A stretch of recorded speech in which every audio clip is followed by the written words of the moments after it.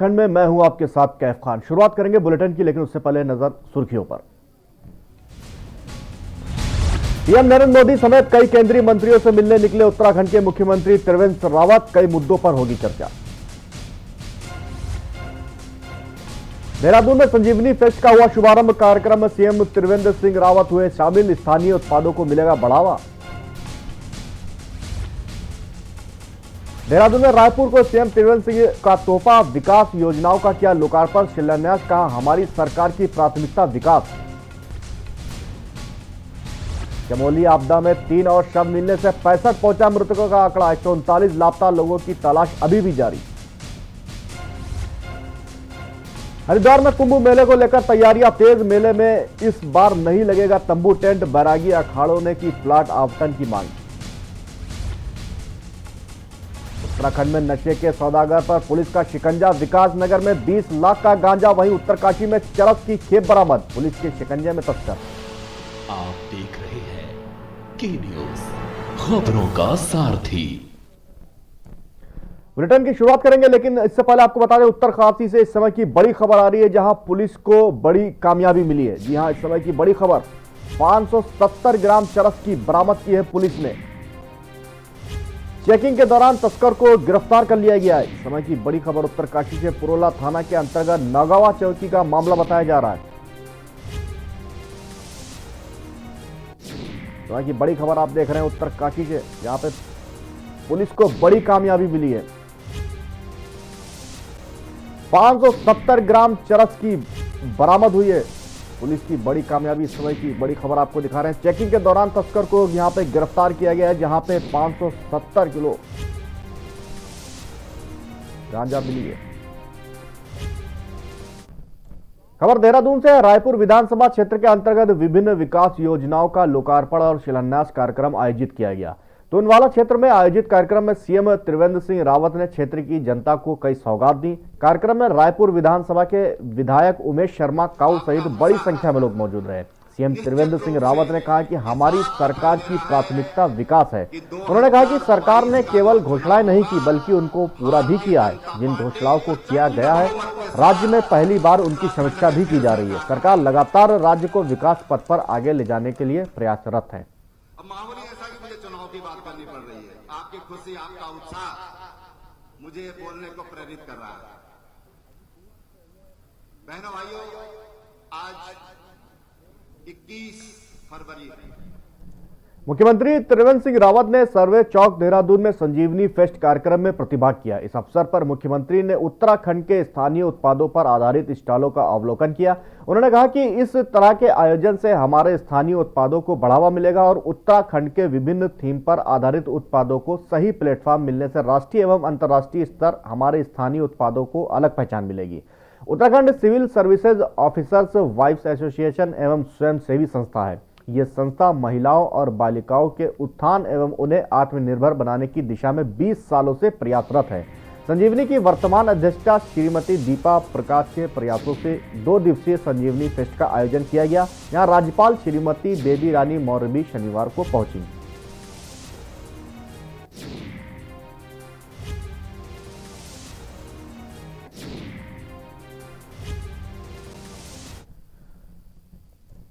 सितारगंज विधानसभा के भाजपा विधायक सौरभ बहुगुणा ने खुद पर हो रहे कांग्रेस के हमले का जवाब दिया। 14 फरवरी की रात को अरुण बैरागी की पत्नी अलका बैरागी का शव घर के अंदर छत के फैन बॉक्स से कपड़े की रस्सी से लटका मिला था, जिसके बाद मृतका भाई ने ससुराल में पति सहित 4 के खिलाफ नामजद रिपोर्ट दर्ज कराई थी, जिसमें कहा था कि बहन की हत्या की गई है। इसके बाद पुलिस ने मुकदमा दर्ज करते हुए मुख्य आरोपी अरुण बैरागी को जेल भेज दिया, जिस पर भाजपा के मंडल अध्यक्ष द्वारा अरुण बैरागी को भाजपा के पद से निष्कासित कर दिया गया था और बताया कि भाजपा उनसे अपना नाता तोड़ चुकी है। फिर मेरे व भाजपा पर कांग्रेस आरोप लगा रही है कि अरुण बैरागी के परिवार को बचाया जा रहा है। मैं कांग्रेस के लोगों से पूछना चाहता हूं कि पुलिस अपने हिसाब से काम कर रही है, लेकिन कांग्रेस भाजपा को बदनाम क्यों कर रही है।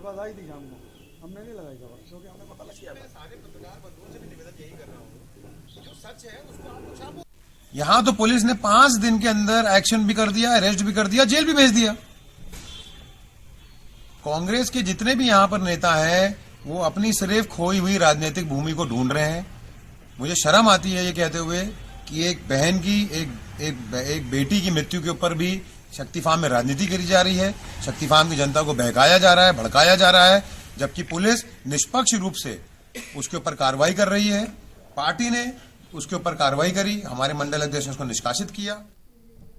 लक्सर में किसानों की महापंचायत में किसान यूनियन अंबावता के राष्ट्रीय अध्यक्ष ऋषि पाल अंबावता का कहना है कि जब तक सरकार झुककर तीनों कृषि कानूनों को वापस नहीं लेती तब तक देश का किसान आंदोलन जारी रखेगा। उन्होंने बताया कि अगर किसानों को 2024 तक भी आंदोलन करना पड़ा तो करेगी और ये सरकार तो आने वाले 6 माह में गिरने वाली है। जैसे पंजाब में निकाय चुनाव में इनको हार का मुंह देखना पड़ा है, उसी तरह अब उत्तराखंड में भी बीजेपी का सुपड़ा साफ होने वाला है। आपको बता दें कि इस दौरान जहां लक्सर में प्रदेश अध्यक्ष विकास चैनी के आह्वान पर महापंचायत में हजारों की संख्या में किसानों के आने की उम्मीद थी, वहीं लगभग 200-400 पर ही किसानों की संख्या सिमट कर रह गई। जागरूक करने का काम आप कर रहे हैं।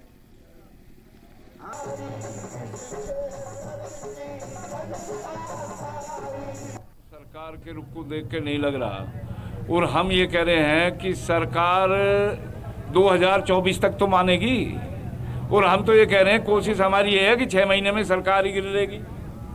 जिसने भी किसान का उत्पीड़न किया, कोई भी सरकार रही, उसका अंत किसान नहीं किया, और अब हमें लग रहा है कि सरकार ज़्यादा दिन नहीं चलेगी। ये आने वाला समय किसान का है, और मोदी जी को ये वहम हो थोड़ा, अब ये किसान भाग जाएंगे। किसान भागेंगे नहीं जब तक सरकार का समाप्त नहीं कर देंगे। अभी आपने देखा पंजाब में क्या हो रहा है। आज की इस महापंचायत से साबित हो गया कि देश का किसान, देश का बच्चा आज इस आंदोलन में शामिल है। और उत्तराखंड में जिस तरह की ये जागरूकता किसान के अंदर आई, तो मैं निश्चित हूँ आज की इस महापंचायत से बिल्कुल पूरी तरह से निश्चित हो गया कि इस देश का युवा और किसान मिलकर इस दमनकारी सरकार को उखाड़ फेंकेगा, और जो भी हमारे राष्ट्रीय अध्यक्ष जी का दिशा निर्देश होगा, उसी दिशा निर्देशों के अनुसार भारतीय किसान यूनियन अंबावता का प्रदेश अध्यक्ष विकास सिंह सैनी काम करेगा। जहां एक तरफ केंद्र और प्रदेश सरकार आदर्श गांव बनाने की राग आलापती है, तो वहीं भाजपा के ही विधायक की विधानसभा का गांव लावारिस हालत का शिकार है। गांव की हालत देखकर लगता है कि गांव में विकास नाम की कोई चीज ही नहीं है। बात कर रहे उत्तराखंड की विधानसभा झबरेड़ा की, जहां सत्ता पक्ष के विधायक देशराज कर्णवाल विधायक की कुर्सी पर विराजमान है। इसी विधानसभा का कुर्डी गांव जल भराव की समस्या में डूबा हुआ है। गांव की गलियों में गंदा पानी सड़कों पर बहता है और उसी से होकर लोग गुजरते हैं। बच्चे स्कूल जाते हैं तो पहले जल भराव वाली सड़कों को पार करना पड़ता है। वहीं रुड़की ज्वाइंट मजिस्ट्रेट नमामि बंसल का कहना है कि इस मामले में उन्होंने एक टीम बनाई है जो जल निकासी का समाधान तलाशकर समस्या का निदान करेगी।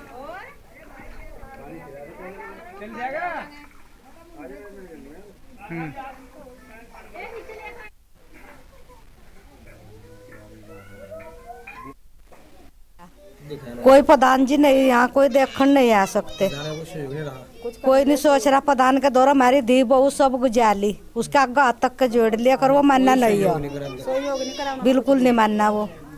और ऊपर से नुका जब हम भी लोग में गए कढ़वा लो पानी, तक कम कढ़वा भी लोगे क्या बस। तो आप आगे क्या करोगे? उसमें जिस दिन बीडीसी की बैठक थी और महिलाओं के ग्रुप द्वारा ये बात उठाई गई थी जल भराव की, तत्काल मौके पर जो बीडीओ थे और तहसीलदार की भी चार्ज में थे, उनको तत्काल निर्देशित कर दिया गया था कि निरीक्षण कर इसका समाधान निकाला जाए। इसमें समिति भी बना दी गई है लेखपाल की और हमारे जो ब्लॉक ऑफिस से एबीडीओ हैं उन सब की। अब इसमें जो मौके पर निराकरण होना है कि पानी की निकासी कहाँ संभव है, उसका विकल्प खोजा जा रहा है। रुड़की के मछली बाजार में प्रतिदिन लगने वाले जाम से लोग बेहाल हैं। इसको लेकर स्थानीय पुलिस व प्रशासन भी गंभीर नजर नहीं आ रही है। दरअसल रुड़की के मछली बाजार से सटा ईदगाह चौराहा से प्रतिदिन हजारों वाहन गुजरते हैं। साथ ही साथ स्थानीय दुकानदारों ने सड़क पर अतिक्रमण भी किया हुआ है, जिस कारण अक्सर लोग यहां जाम में फंस जाते हैं और जाम लंबा होने के कारण घंटों तक लोग इसमें फंसे रहते हैं। कई बड़े वाहन भी यहां से गुजरते हैं तो जाम और भी लंबा हो जाता है। वहीं स्थानीय लोगों ने भी जाम लगने से भारी परेशानी का सामना करने की बात कही है और पुलिस व प्रशासन से इस तरफ ध्यान देकर जाम व अतिक्रमण से निजात दिलाने की गुहार लगाई है।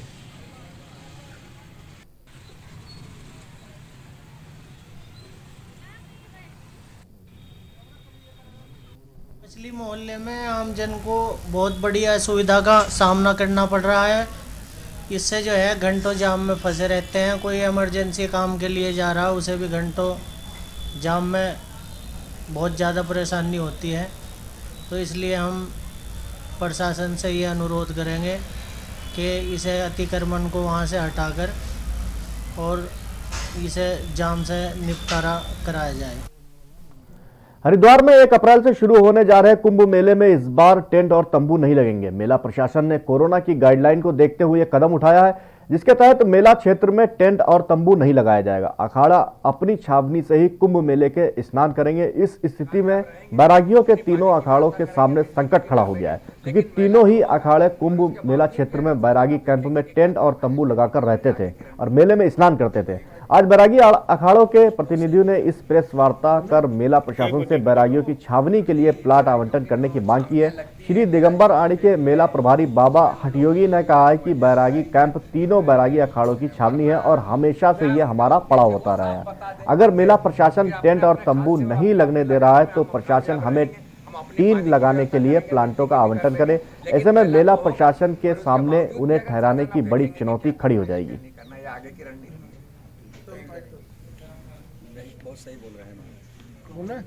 ट्रांसपेरेंस हो रहा है, इस लक्ष्य से हो रहा है। अभी तक जो है कि हमारे बैरागी खालसों का जो भी प्लाट आवंटन होता था वो अभी तक हुआ नहीं है।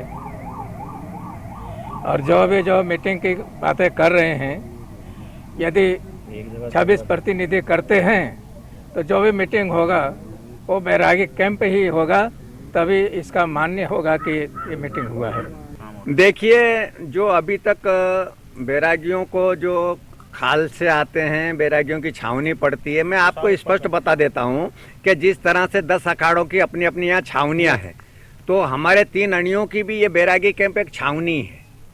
शासन इसको अन्यथा नहीं ले, क्योंकि सदियों से ये बैरागियों के नाम से चला आ रहा है, क्योंकि बैरागी कैंप के नाम से चला आ रहा है। बैरागी हमेशा से यहीं बसते चले आ रहे हैं, पढ़ते चले आए। मिशन 2022 को लेकर कांग्रेस ने अपनी तैयारियां शुरू कर दी हैं। कांग्रेस कार्यकर्ता आगामी विधानसभा चुनाव को लेकर सभा करने में जुट गए हैं। जबरेड़ा विधानसभा में वरिष्ठ कांग्रेस नेता राजपाल सिंह ने कोरोना योद्धा सम्मान कार्यक्रम आयोजित किया, जिसमें मुख्य अतिथि के रूप में सूबे के पूर्व मुख्यमंत्री हरीश रावत की बेटी अनुपमा रावत थी।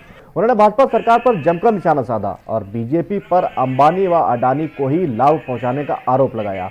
उन्होंने कहा कि देश में गरीब होता जा रहा है। तेल के दामों में बढ़ोतरी पर सरकार खामोश है, किसान बेहाल है, लेकिन ये सरकार केवल जनता का शोषण कर रही है।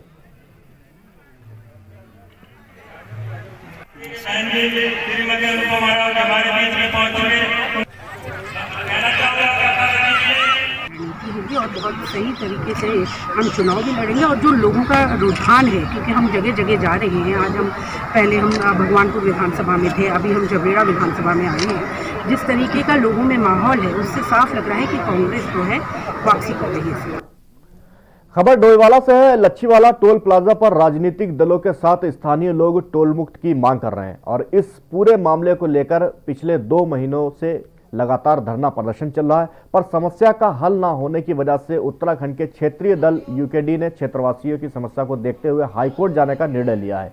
डोईवाला ब्लॉक सभागार में यूकेडी नेता शिव प्रसाद सोमवार के नेतृत्व में बैठक का आयोजन किया गया, जिसमें यूकेडी से जुड़े तमाम कार्यकर्ताओं ने लच्छीवाला टोल प्लाजा पर हो रही टोल वसूली का विरोध किया और 20 किलोमीटर के दायरे में आने वाले सभी लोगों को टोल मुक्त रखने की मांग की। इस दौरान यूकेडी नेता शिव प्रसाद सोमाल ने कहा कि आधी अधूरी तैयारी के साथ टोल की वसूली शुरू कर दी गई है, जबकि नेशनल हाईवे का कार्य शुरू भी नहीं हुआ है। साथ ही कहा कि जहां पर टोल प्लाजा बनाया गया है वो हाथी कॉरिडोर क्षेत्र है।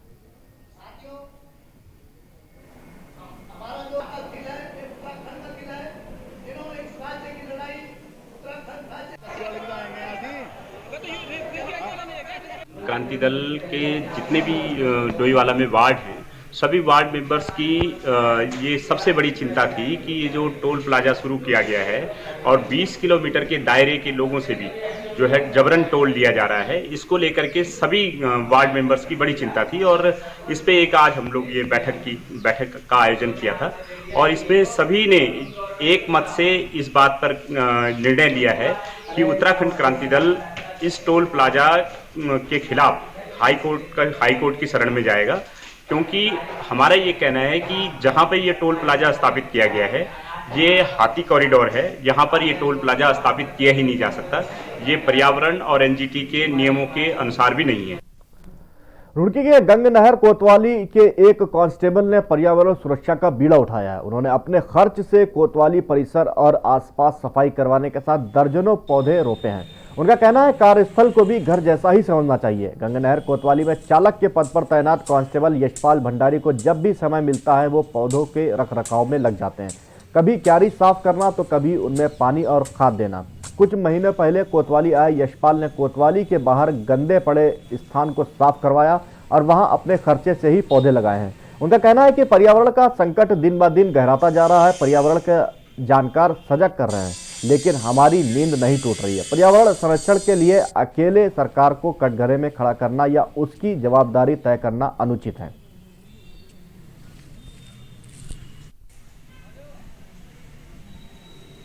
हम अपने घर को साफ स्वच्छ रखते हैं और उसी प्रकार से हम थाने को स्वच्छ रखने की एक मुहिम चलाना चाहते हैं। जिस तरीके से कोतवाल साहब ने भी अच्छी मुहिम चलाई है जिसमें उन्होंने बहुत कुछ काम करवा रहे हैं, तो हमने भी एक छोटा सा काम लिया है जिसे साफ स्वच्छ रखें। जिस तरह हम अपने घर को साफ स्वच्छ रखते हैं उसी प्रकार हम इस थाने को हम और हमारे साथीगण और कर्मचारी और अधिकारी सभी साफ स्वच्छता में बहुत योगदान देते हैं। और इसी प्रकार मैंने भी सोचा जिस प्रकार से हम घरों को साफ रखते हैं अपने, उसी प्रकार जहां हम रहते हैं 24 घंटे बिताते हैं उसे भी साफ रखें। खबर उत्तराखंड के हिंडोला खाल क्षेत्र से है, जहां एक महिला ने कीर्तिनगर पुल से अलकनंदा नदी में छलांग लगा दी। मौके पर पहुंचे एसडीआरएफ व पुलिस के जवानों ने रेस्क्यू कर महिला को अलकनंदा नदी से बाहर निकाला। महिला को एम्बुलेंस के माध्यम से श्रीकोट बेस अस्पताल पहुंचाया गया। यहां इलाज के दौरान महिला ने दम तोड़ दिया। वहीं पुलिस का कहना है कि परिजनों को सूचित कर दिया गया है। आत्महत्या के कारणों का पता लगाया जा रहा है।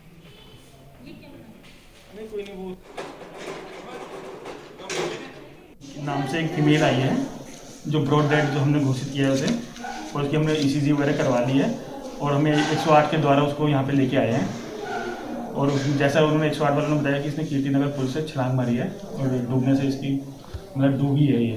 फिर वो हॉस्पिटल लेके आए हैं तो हमने अभी उसे यहाँ पे देखा लाइव, तो उसमें कुछ नहीं था। तो हमने ईसीजी वगैरह करवाई और बाकी उसको देखा, उसको वाइटल वगैरह कुछ नहीं मिले हमें, तो हमने ब्रॉड डेड है। परिजन पुलिस को सूचना कर दी यहाँ के। फिलहाल यहां पर रुकेंगे, छोटे से ब्रेक के लिए, जल्द हाजिर होते हैं।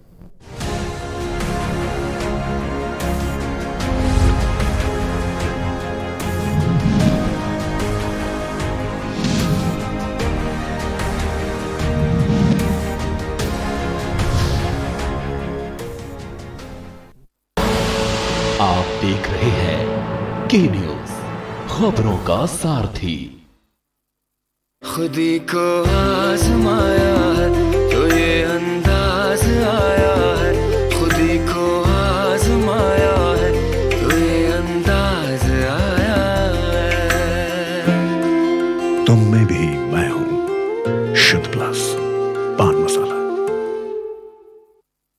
स्वाद और खुशबू में झूम के भाई लेके आए गोल्डी मसाले। गोल्डी मसाले, खुशबू और स्वाद ऐसा तो रिश्तों में गुस्सा कैसा। आप देख रहे हैं के न्यूज, खबरों का सारथी।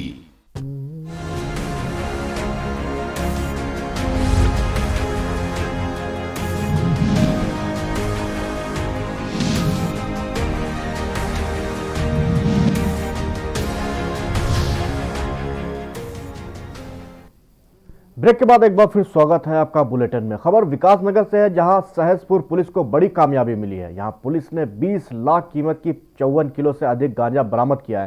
साथ ही 3 नशा तस्करों की गांजा के साथ गिरफ्तारी हुई है। आपको बता दें कि ये तस्कर बरेली जैसे शहरों से सस्ते दामों में गांजा लाते थे और सरकारी बस और ट्रक के माध्यम से गांजे की खेप पहुंचाई जाती थी। आपको बता दें कि सहसपुर, सोलाकुई और देहरादून शहर में पुड़िया बनाकर ये तस्कर गांजे की सप्लाई करते थे। मजदूर और स्टूडेंट को गांजा सप्लाई किया जाता था। सहसपुर थाना पुलिस ने एनडीपीएस एक्ट के मुकदमा दर्ज कर कार्रवाई शुरू कर दी है।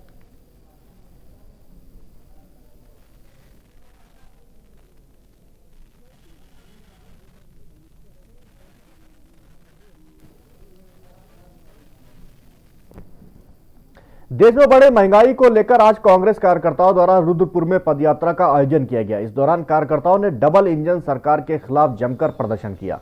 उन्होंने केंद्र और राज्य सरकार को आड़े हाथों लेते हुए कहा कि डबल इंजन सरकार महंगाई में लगाम नहीं लगा पा रही है। आपको बता दें कि महंगाई और कृषि कानून को लेकर आज उत्तराखंड कांग्रेस प्रदेश नेतृत्व के आह्वान पर महानगर कांग्रेस कमेटी के अध्यक्ष जगदीश तनेजा के नेतृत्व में महंगाई के खिलाफ और किसानों की मांगों के समर्थन में पदयात्रा भगत सिंह चौक से प्रारंभ कर पूरे बाजार से होते हुए सत्य के पुजारी महात्मा गांधी की प्रतिमा पर जाकर पदयात्रा का समापन किया। इस दौरान पूर्व मंत्री व कांग्रेसी नेता तिलक राज बहेड़ी भी पदयात्रा में शामिल हुए।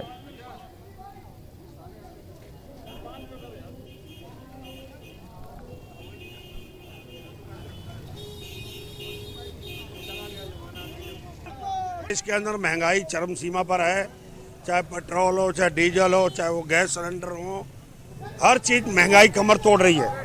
और जब कांग्रेस के जब महंगाई होती थी तो ये लोग चूड़ियां भेंट करते थे प्रधानमंत्री को, सड़कों पर उतरते थे, भारत बंद करते थे। वो कहावत है ना, वो कत्ल नहीं करते तो आ नहीं होती, हम आ भी बढ़ते तो हो जाते हैं बदनाम, चर्चा नहीं होती। तो हालत ये है कि आज कांग्रेस जरा सी बोलती है तो बदनाम करते हैं कांग्रेस को, और उन्होंने मार महंगाई कहाँ से कहाँ पहुँचा दी है, कोई पूछने वाला नहीं। भाजपा सांसद अजय टामटा ने अपने लोकसभा क्षेत्र चंपावत का दौरा किया। इस दौरान सांसद अजय टामटा ने राष्ट्रीय सड़क सुरक्षा मासिक कार्यक्रम के अंतर्गत जनपद चंपावत में सड़क सुरक्षा के लिए सांसदीय क्षेत्र समिति की बैठक ली।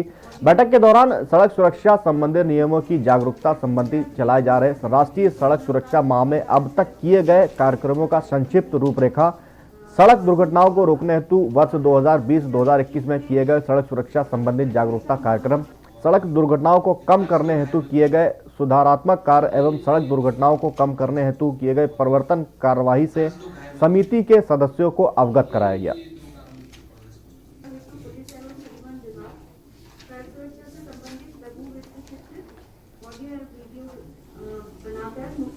तो क्या कि आज का डिस्ट्रिक्ट मॉनिटरिंग कमेटी की बैठक हमने ली है, उसमें जो भी मानव दिवस है लगभग उस टारगेट को हमने 10% बढ़ाने की बात करी है, 10% बढ़ना है और 150 जिनका रोजगार मिले इसका वचन का वेटिंग है हमारे पास, वो आ जाएगा। तो उसको भी हम पूरा परिपालन करने के दिशा निर्देश दिए हैं। स्वास्थ्य विभाग में जो कोविड की वैक्सीनेशन का कार्य है, उस वैक्सीनेशन के काम को पूरा करने का भी लक्ष्य जो भारत सरकार ने टारगेटेड किया है, तो उसका द्वितीय चरण भी आप लोग बैठे थे कि पूरा हो रहा है, उसको भी हम कर रहे हैं। उत्तराखंड के चमोली स्थित रैनी और तपोवन क्षेत्र में शवों की खोजबीन का काम शनिवार को 14वें दिन भी जारी रहा। एनडीआरएफ और डीआरएफ सेना बीआरओ के जवानों की ओर से राहत व बचाव का कार्य युद्ध स्तर पर जारी है। बचाव टीम ने शनिवार देर शाम तक 5 और शवों को बरामद किया है। आपको बता दें कि आपदा के बाद से क्षेत्र में 204 लोग लापता हो गए थे, जिन्हें ढूंढने के प्रयास लगातार जारी हैं। अभी तक कुल 67 शवों को बरामद किया जा चुका है। उत्तराखंड के डीजीपी अशोक कुमार ने बताया कि चमोली जिले के तपोवन डैम के मलबे से 5 और शव बरामद किए गए हैं। इसके साथ ही अब तक कुल 67 शव बरामद किए जा चुके हैं। आपको बता दें कि अभी तक कुल 34 की शिनाख्त हो चुकी है, जबकि 137 लापता व्यक्तियों की तलाश अभी भी जारी है।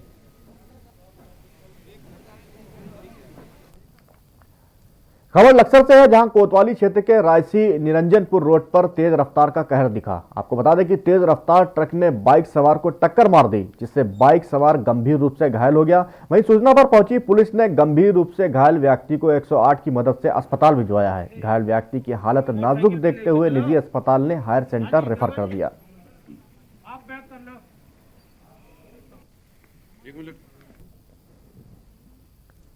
कोटद्वार के लैंसडाउन में एक हाथी मृत मिला। हाथी की मरने की सूचना पर वन विभाग में हड़कंप मच गया।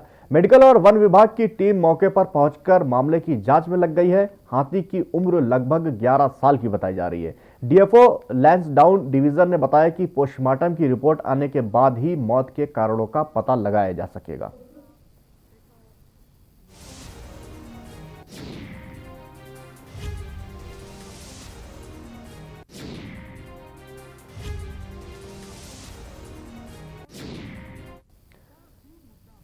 चारधाम आने वाले श्रद्धालुओं व पर्यटकों को असुविधा न हो, इसके लिए मुख्यमंत्री त्रिवेंद्र सिंह रावत ने पहाड़ी क्षेत्र में पार्किंग को लेकर अफसरों को निर्देश दिए हैं। यमुनोत्री विधानसभा के भाजपा विधायक केदार सिंह रावत ने शहरी विकास मंत्री मदन कौशिक को लिखे पत्र में कहा कि नगर पालिका बाड़कोट के सरु खेत में बने सार्वजनिक पार्किंग की व्यवस्था की जाए, जिससे आने वाले समय में जाम न लग सके।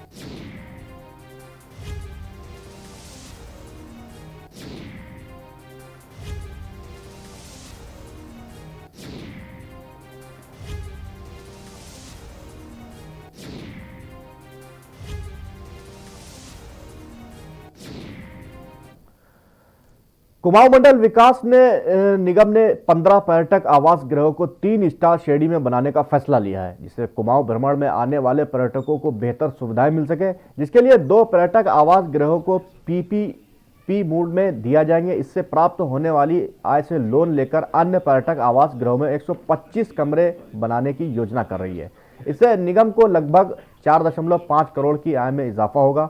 प्राप्त आय से कर्मचारियों के वेतन सहित सेवानिवृत्त हो रहे कर्मचारियों को ग्रेजुएटी सहित अन्य भुगतान किए जाएंगे। वहीं संविदा कर्मियों के वेतन में 1000 रुपए की बढ़ोतरी कर दी जाएगी। वर्ष के अंत तक इसे बढ़ाकर 3000 करने का लक्ष्य रखा गया है। आय के स्रोत बढ़ाने के लिए हमने 2 TRCs को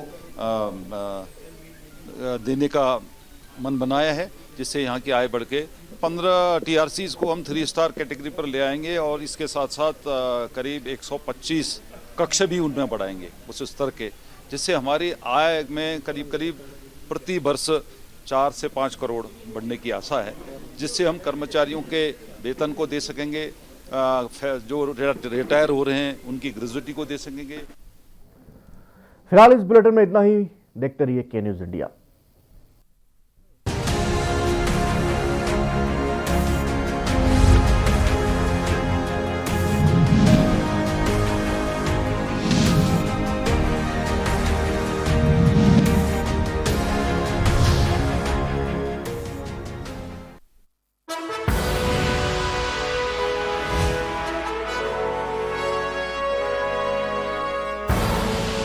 आप देख रहे हैं के न्यूज़, खबरों का सारथी।